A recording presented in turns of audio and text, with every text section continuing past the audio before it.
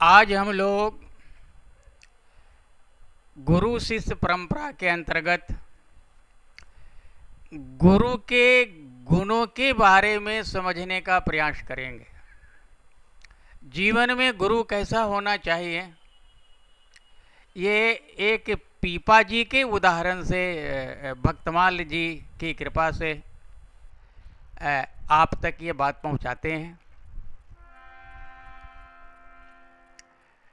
जैसा कि आप जानते हैं, पीपा जी गागरौनगढ़ के राजा थे, लेकिन इनमें ऐसा वैराग्य हुआ, ऐसी भक्ति का नशा छाया कि अपने राजा के पद को ठोकर मार दिया और भगवान स्वामी श्री रामानंदाचार्य से काशी में जाकर के दीक्षा ले लिया। बाद में पति पत्नी दोनों घर छोड़ करके, नगर छोड़ करके और वनवासी हुए। द्वारिका में आप बहुत समय तक रहे और दिव्य द्वारिका का आपने दर्शन किया।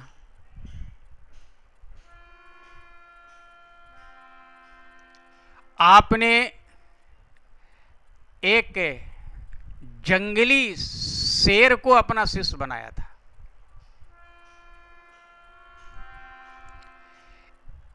इनके इतने शिष्य थे महाराज कि शिष्यों की संख्या लाखों में थी, जिसमें बड़े बड़े राजा इनके शिष्य थे।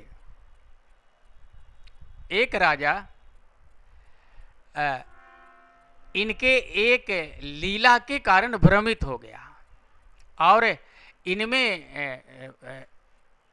जो भाव रहना चाहिए था वो भाव नहीं रहा, और पीपा जी महाराज भजन के प्रताप से अंतर्यामी जैसा उनका स्वरूप हो गया था।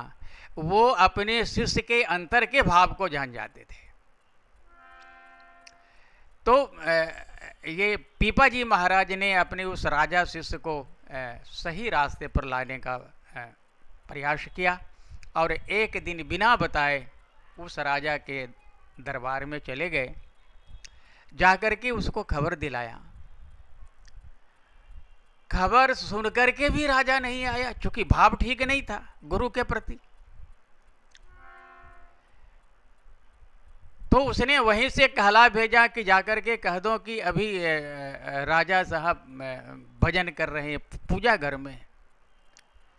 तो सेवक आया, उसने पीपा जी महाराज से वही बात दोहराई। तो पीपा जी ने कहा, क्यों झूठ बोलता है, वो पूजा घर में है कि मोची के यहाँ है, जूते तो नहीं सिलवा रहा है।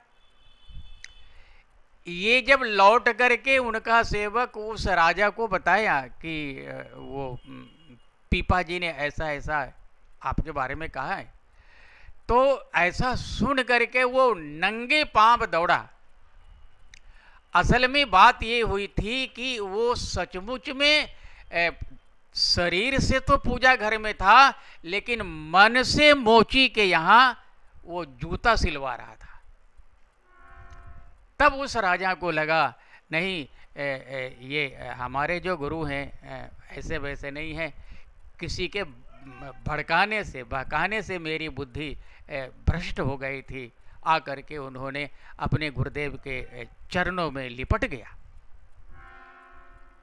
महाराज, एक गुरु को इन गुणों से संपन्न होना चाहिए, तभी वो अपने शिष्य का कल्याण कर सकता है। गुरु लेना यदि छोड़ दे, लेने की प्रवृत्ति यदि गुरु में न हो, तो गुरु पीपा जी की तरह महान से भी महान बन सकता है। शिष्य चाहे तो अपने गुरु से भगवत प्राप्ति करा सकता है, और गुरु चाहे तो अपने शिष्य को भगवत प्राप्ति के योग्य बना सकता है। ये दोनों के तालमेल से काम चलता है महाराज। केवल गुरु के भरोसे और केवल शिष्य के भरोसे ऐसा नहीं चलता है। दोनों को तालमेल बना करके आगे बढ़ना पड़ता है। गुरु की कृपा भी चाहिए और शिष्य की लगन भी चाहिए, तब दोनों मिलकर के एक जो चटक रंग बनता है जीवन में, वही रंग भगवत रंग, जिसको काला कहते हैं, उस रंग को, और वही रंग भगवान से मिलाता है।